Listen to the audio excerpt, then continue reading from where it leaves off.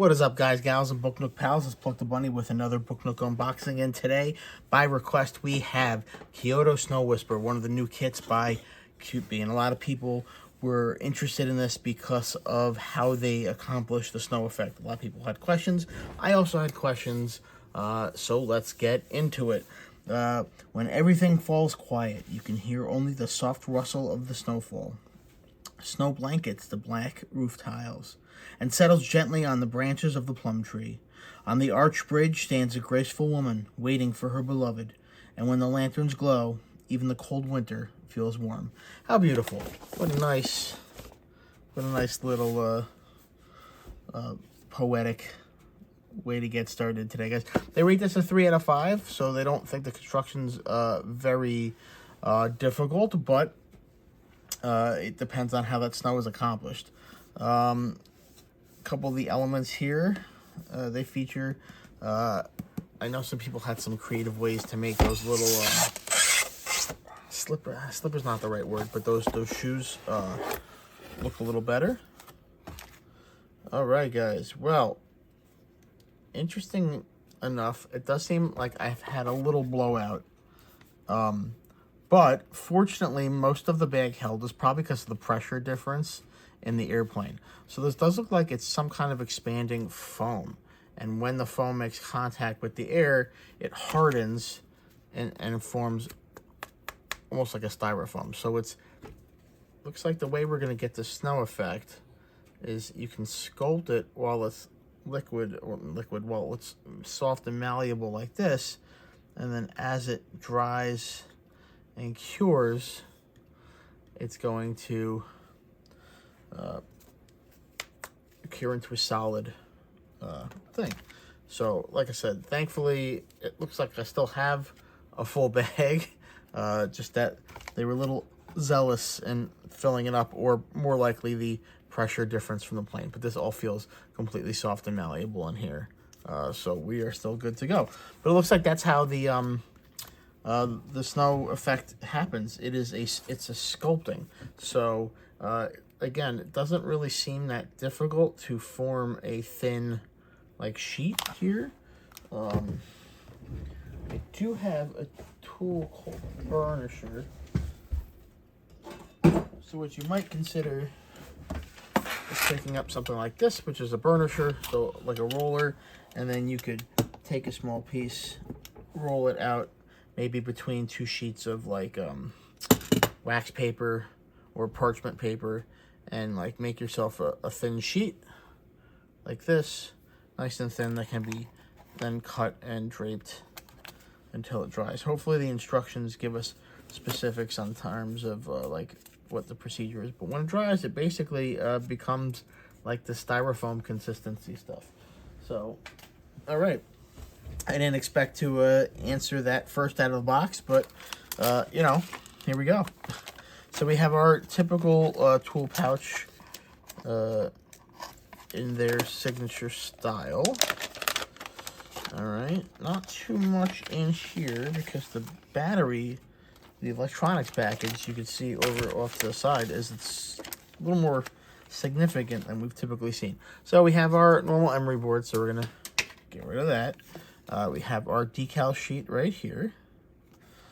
A little bit of snow on the bamboo curtains and some on the regular curtains. And I like how they added the snow effect on everything in here. As someone who's added snow to a kit in the past, it's neat to see it applied for you. These are the little tape squares for taping the wires against out of the way. I don't love them. I feel Scotch tape's easier to work with. And accomplishes the effect equal, if not better.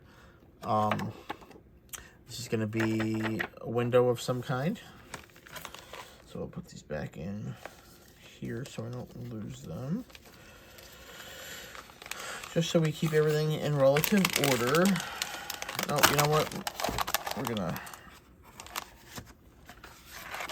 We're gonna be firm and strong. We're gonna get our instruction manual stuff out of the way before we get to the really good stuff.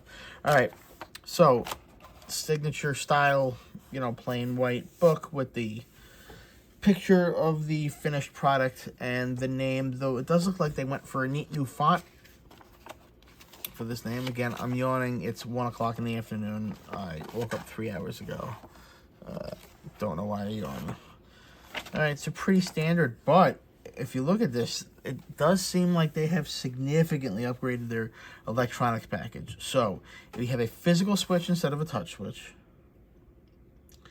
And we have a 3 AA battery box instead of a 2 AAA battery box. And then we have all strip LED lighting on this kit. So it's very interesting. I'm hoping we see some, well, probably we won't see color just because, you know, it doesn't really lend itself to this. White light is probably going to be, maybe we see some white and some cool white and some warm white. But really, I think that's only the only change in colors we're going to see. Pretty standard for a CuteBee kit with the fully rendered colored pictures, though it does look like they've done well on making sure the parts are contrasted by fading out the pieces that you're not actively working on, so it's easy to tell where the pieces are going. And I like how they sequentially number stuff. Dark numbers are going to refer to a step, so this is going to be step 10. You complete this, and that way when you go to assemble stuff and it's in a white square down here, that white 10 is going to refer to what you've built in this dark 10. I like how they give you tips, indicators of when to glue. Again, tips,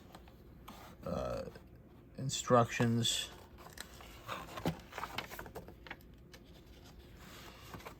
does look like CuteBee's trying some new stuff here, and I'm always happy to see that. All right. Looks like they're giving nice details, good instructions on which lights to select, highlighting the circles, because I know that's a big thing of not knowing where exactly to stick stuff. But they got the red highlight, the blue peg, and the yellow highlight, so you can really tell where things are going. All in all, I would say half a grade higher than the standard CuteBee instruction manual, so good for them. Oh, I'm really excited about this, and because of this, I'm gonna probably move this farther up my list of to do, because I don't want this to dry out. So let's get into our electronics. We kind of saw what it was. We kind of had a hint of it in that instruction manual, but let's take a look at it. So battery box significantly improved, 3 AA's instead of 2 AAA's, so that's a lot more power. There's a little screw here for you to mount, or for you to, like, you know, screw it closed. I never really understood the need for that, but I guess I don't have kids. I don't know. So that's that battery box. Much bigger clip than we're used to, which I like. And then I can already feel much heavier gauge wires here, guys. So the wires are a little bit of heavier gauge, which means you're going to be a little more sturdy. It does look like they've given us a little more length. Everything is pre-wired. There's going to be this one jumper right here with one red, one black, which is going to go into the battery box. And we have our switch, which is pretty robust. You know, I've never been the hugest fan of the touch switch. It's a little bit of novelty, but I think that the drawbacks in terms of functionality that people have kind of, you know,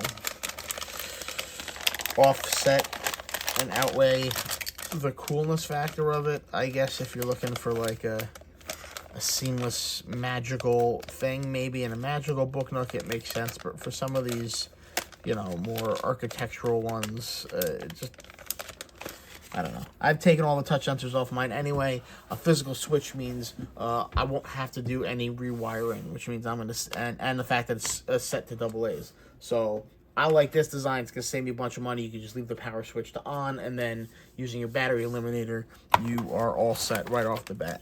So taking this out, we have our inspection sticker.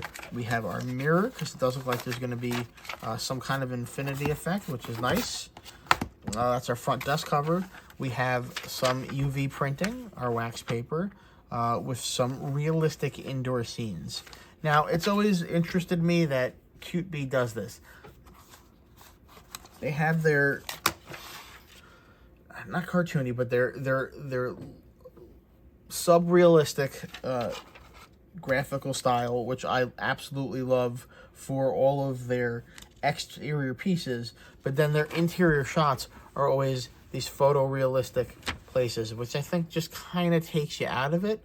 I think if they just stuck with the cartoony style, again, cartoony, I don't mean that in a pejorative way, but if they stuck to their graphic style, I think just overall it would tie everything together a little bit better. Some neat pieces of acrylic here, cool water effect with some sakura petals in the water and some cool turbulence there. So that's going to be neat. I'm guessing a boat is going to sit here, and it does look like footprints walking through the water here, which is neat. And some lanterns. And then let's get into our meat and potatoes.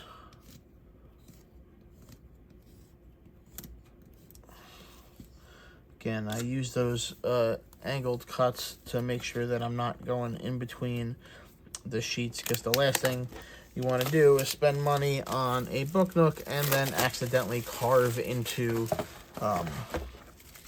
the pieces before you even get a chance to build. One thing I'm noticing right off the bat, and I don't know if it's going to pick up well on camera, but the way they printed this, you can see a wood grain in the wood. So this, instead of let's see right there. So instead of just like a solid color, they added that faux wood grain pattern in. And what I really like about that is it just makes it look like it's a stain. It just makes it a little classier. Let's take off that overhead. And yeah, you can immediately see, if you see that wood grain right there, and right there, just makes it look a little classier, like it's a stained piece of wood. This is going to be our top piece right here. All right, and see, again, they got this hand-drawn animated aspect on the outside, but then the inside pieces, they just go photorealistic, and it just doesn't, it's just one thing about their style that just never really clicked for me. Do like how they have like snow on everything, trees, umbrellas, plants, architectural pieces, they all have their snow. A little Shiba right there. Double-sided printing is awesome. Always with CuteBee, they do not skimp on their printing, I will tell you that. Which is why I know that interior-exterior style difference is a choice. So props to them for their choice. Just not something I personally like. So we have some spacers here, or some attachment points. We have some cable management here, our pusher tool. These will hold that sign at an angle. This is going to be our base plate right here. So because of that, I am guessing this is probably going to be a build on the side design. The wood grain also goes to the back, and it does look like this door is going to be built. Yeah, so earlier styles had this style for the door. So the door actually has a completely hinged panel this time. That is not accordion wood anymore. So we started off with this where they actually had hinges built into the door. It switched over to this the accordion wood style. You know, it's smaller, 2 AAA battery boxes, nice in and out. With a bigger battery box now, you're gonna have to go bigger doors, and it just makes more sense. It's sturdier to do that, and I like that they've done that. Lots of nice details here. Again, the colored pegs to help index where you're going to do stuff. These are the tops of those shoes. Again, snow, a lot of places. I do like how they have printed outlines here for where you are supposed to put the LEDs. That's nice. Little snow drifts right here. Again, it's just snow everywhere on the cobble path. I really like that. Yeah, so what I did not see is a dedicated sheet of zero printed pieces, which means that the construction may be slightly different from how they've done it in the past. Nothing wrong with that. They do seem to have changed quite a few things with this design. I think it's nice to see a company trying something different and not just like, you know, staying still. Now, I wanted to go really quickly back through this and see if we can find where if it gives any guidance. Yeah, see, so don't cover the holes on the board due to excessive clay. And they kind of give you some instructions on where to place the polymer pieces. So, guys, don't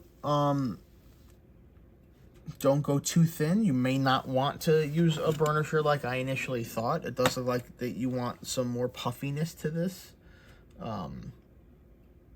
Then again, there's not a ton of that stuff in there.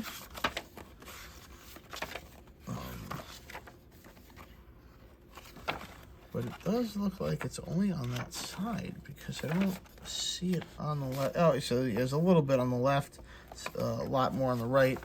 I don't know, guys. What do you think? That's cool. Maybe I can supplement it with some other snow effect, though. This gives us more of a smooth snow effect at the end, and something like the Diorama Works snow texture would, which I don't think I can get to in the, let's see if you guys want to wait for 1 second.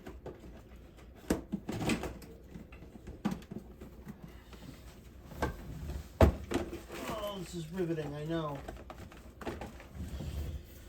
But the Vallejo Diorama FX Snow gives us more of a